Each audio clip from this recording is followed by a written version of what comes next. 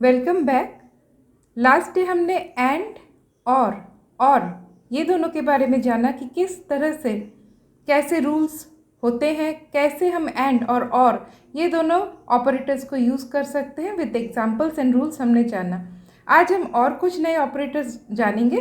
तो उससे पहले मैं एम्प्लॉयज़ डेटाबेस के हमें अंडर आना है और फिर मैंने एम्प्लॉयज़ जो टेबल है उसमें जो रिकॉर्ड्स है वो मैंने आपके सामने डिस्प्ले किया, क्योंकि हमें इन्हीं रिकॉर्ड्स के ऊपर बाकी ऑपरेटर्स को अप्लाई करना है।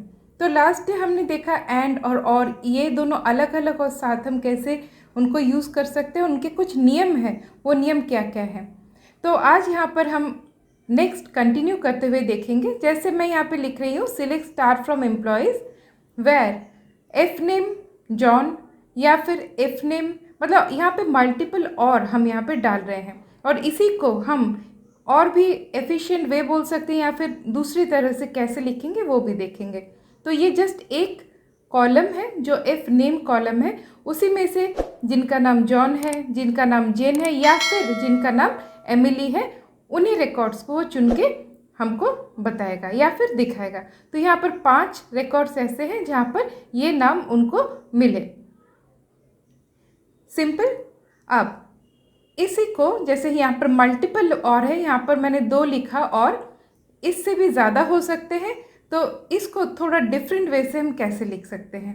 तो यहाँ पर वेर एफ नेम कॉलम का नाम, इन मतलब फर्स्ट नेम, इन पैरेंथेसिस मतलब इसके अंदर जो जो नाम हम डालेंगे वही नाम वो चुनेगा, मतलब इन ये जो पैरेंथेसिस में है इनमें से कोई मिलता जुलता अगर हो तभी आप डिस्प्ले करो। तो देखिए ये बहुत शॉर्ट हो गया और बहुत आसान हो गया, और उससे भी आसान है कि यहाँ पर अगर हम एक not operator not in use करते हैं तो ठीक इसका ऑपोजिट, मतलब जिनके नाम जॉन, जेन या फिर एमिली नहीं है, इनके अलावा जो एफ नेम्स है वो हमें यहाँ पर रिकॉर्ड चुन के हमारे सामने डिस्प्ले कर दिया। सिंपल। इन और नॉट इन हम मल्टीपल और के जगह पे यहाँ पर यूज़ कर सकते हैं। अब नेक्स्ट फिर से मैंने यहाँ पर डिस्प्ले में रखा सारे 12 रिकॉर्ड्स। अब नेक्स्ट हमारा जो ऑपरेटर है, यहाँ पर मैं काफ़ी सारे ऑपरेटर्स आपको बता रही हूँ और इसका रूल्स बता रही हूँ, और इसका बहुत अच्छी तरह से यूज़ हम लोग जब कुछ एग्जाम्पल्स यहाँ पर ट्राई करेंगे उनके साथ हम उनको और भी बेहतर वे से जानेंगे। तो फर्स्ट है नॉट नल। नॉट नल को हम बोल सकते हैं एम्प्टी। एल नेम जो था उसमें जो एम्प्टी था, मतलब एल नेम के अंदर जो नल ये वैल्यू था वो नहीं है यहाँ पर, और बाकी सारे वैल्यू को दिखाया है। तो कौन से में नल वैल्यू था तो उसके लिए हम क्या लिखेंगे, इज नल। तो देखिए 12 रिकॉर्ड्स में से पहले नॉट नल में उसने 11 रिकॉर्ड्स दिखाए, और यहाँ पे एल नेम जो 4th जो रिकॉर्ड है वहाँ पर एल नेम में नल है, तो बोला ये वाला एक रिकॉर्ड है जिसमें एल नेम के जगह पर एम्प्टी है, मतलब कुछ भी नहीं है।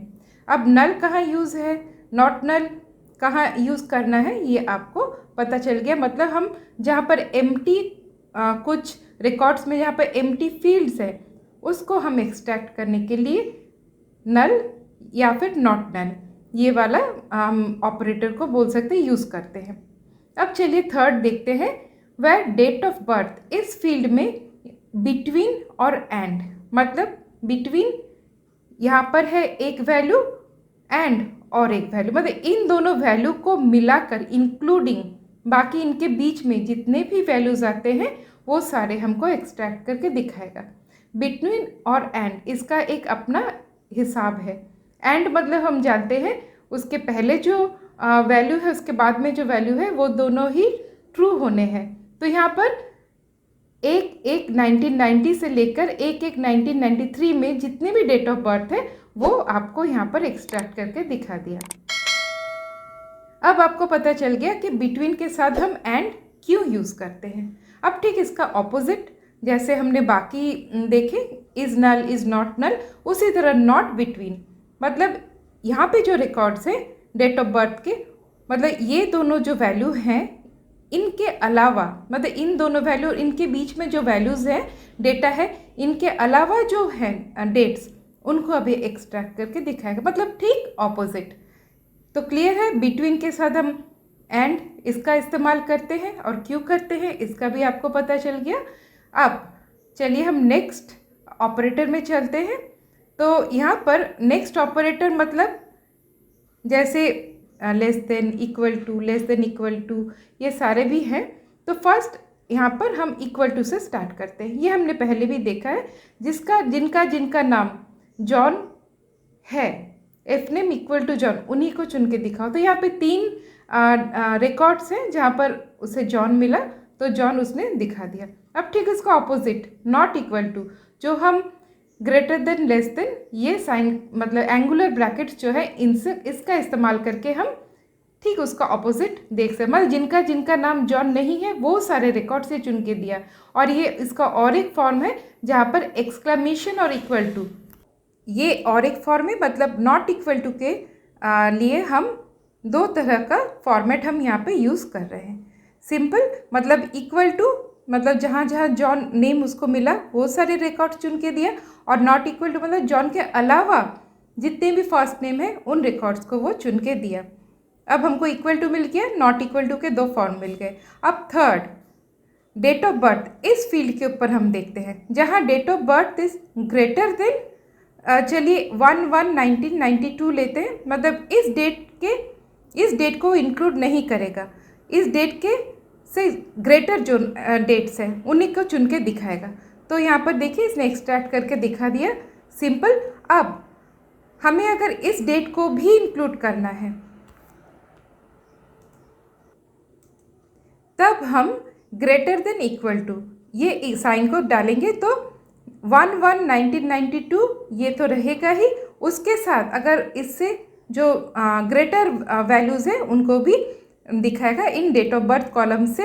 मतलब वो कंडीशन ये है तो वो उस कॉलम से ये यहाँ पर मैच करके देखेगा और हमको एक्सट्रैक्ट करके देगा। सिंपल सी बात।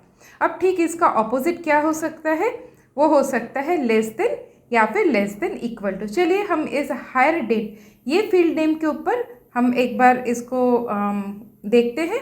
तो यहाँ पर वेर हायर डेट, मतलब ये कंडीशन होता है, वेर के बाद जो भी आता है 3 तरह के कंडीशंस होते हैं। क्या क्या है हमने पहले ही इसका चर्चा किया था।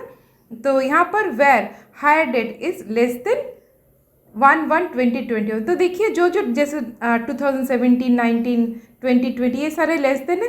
अब अगर यहाँ पर 1/1/2021 भी अगर होता तो, और हमको वो भी एक्सट्रैक्ट करना होता, तो हमको क्या डालना है, लेस देन इक्वल टू।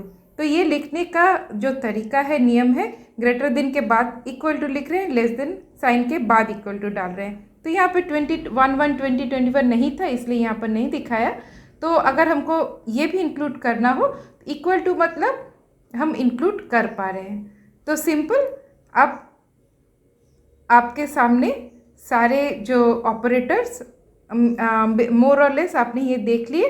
अब और एक हम क्लॉज देखेंगे, या फिर अब हम और एक कीवर्ड देखेंगे जिससे हम एक्सट्रैक्ट करेंगे यूनिक वैल्यूज़। तो फर्स्ट हम देख लेते हैं कि gender, select gender from employees.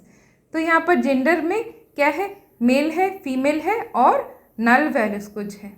अब हमें देखना है कि यहाँ पर डिफरेंट वैल्यूज़ कितने हैं, मतलब डिफरेंट टाइप्स ऑफ वैल्यूज़ कितने हैं। तब हम यूज़ करते हैं डिस्टिंक्ट, मतलब ये यूनिक जो वैल्यूज़ हैं, मतलब यूनिक वैल्यूज़ हम नहीं बोलेंगे, डिफरेंट वैल्यूज़ बोलेंगे तो ज़्यादा बेहतर रहेगा।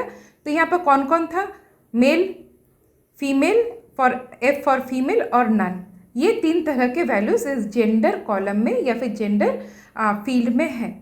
तो अब डिस्टिंक्ट का भी बहुत सारा इम्प्लीमेंटेशन है, वो भी हम कमिंग वीडियोस में जानेंगे। आज के लिए इतना ही। आई होप आपको ये सही लगा। तो फिर से मिलते हैं नेक्स्ट ट्यूटोरियल में, तब तक के लिए बाय बाय।